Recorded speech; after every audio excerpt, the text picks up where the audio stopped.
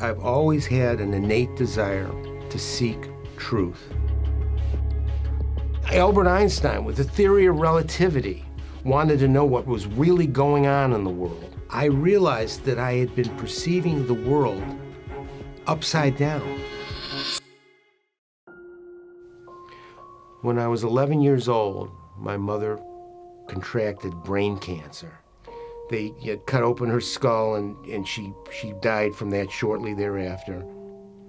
And I remember at the funeral, the rabbi was Rabbi Binstock, big prominent rabbi, and in his eulogy he said, people generally are allotted their 70, but in Lolita's case, who was my mother, she was just so blessed because she could be in heaven being young forever. And I remember the minyan afterward, because that didn't sit well with me, going to the rabbi and saying, Rabbi, when my mother died, she had a shaved head and it was cut open. Will God take her back a year earlier when she was beautiful? And if he does that, why can't he take old people and have them go back several decades to be young and beautiful the same way? The rabbi had great consternation and looked at me like, said to my grandfather, Reuben, how could you raise such a grandson as this? He must leave this minyan at once. And that was really my first association with looking to Judaism for the answers to my questions. I wasn't going to get the truth from my Jewish upbringing. I just couldn't get the answers. So what I did is I said, I'm going to take this upon myself. I wound up being admitted into Harvard Law School.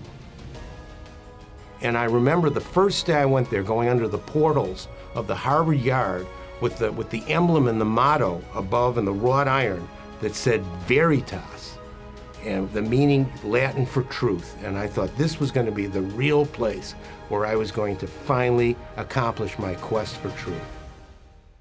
The law was very relative and provincial. So when I went into practice, I took matters into my own hands. I would be omniscient. I was going to write documents that could foresee every contingency, and clients flocked to me. I was known as the lawyer that could solve problems other people couldn't solve. I was just so proud with what I was accomplishing, and I really didn't look at what was happening with the rest of my life, the things that, if you will, didn't count on my grades. My marriage was falling apart. I had a son who I wasn't going to have custody with. My father was dying, and nothing really reverberated inside me because I was so imbued with my legal documents. And then on top of everything else, once the economy changed in the late 80s, people were challenging the things that I had written, these sacred documents. So really my world was coming down in a way that once again, I'd had another endeavor where truth was not being achieved.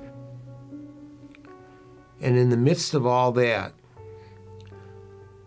I became serious with a beautiful woman named Susan.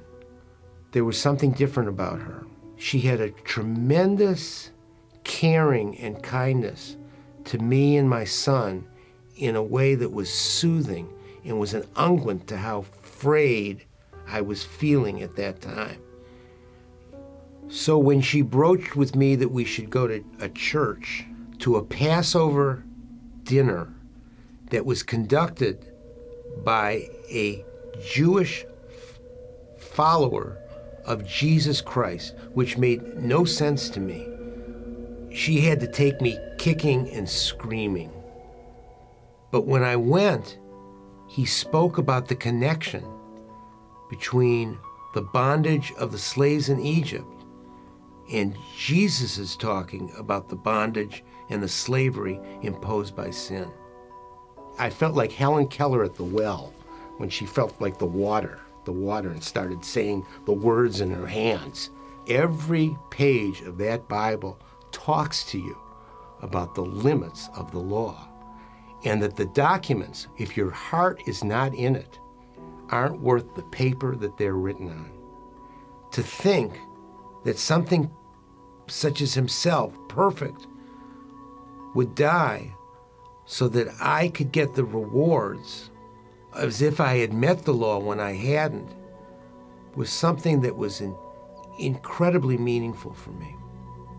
It turned out that in retrospect, I was as dumb as all those Jews I had criticized in Hebrew school. I was 11 days away from the promised land, but I had to, in my own way, in real time, spend 40 years in the wilderness. In 1998, when I married my new wife, Susan, and we were about to have our child, it turned out that he was going to have Down syndrome.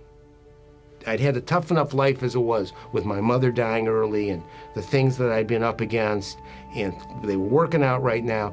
I didn't need that kind of service the rest of my life, and I just didn't want to have it. My faith got tied up with Abraham to think that he would be willing to show his faith in God, to kill his son. And what a wimp I would be that I couldn't show my faith in God to do the natural act of letting my son live. We named him Matthew, which means gift of God. And Susan and I had no idea how poignant that would be. All the kinds of things that I was just so full of and correlated with merit just went out the window with Matthew. When he puts up his hands and communes with God, it's a whole closeness that people such as myself around him can only aspire to.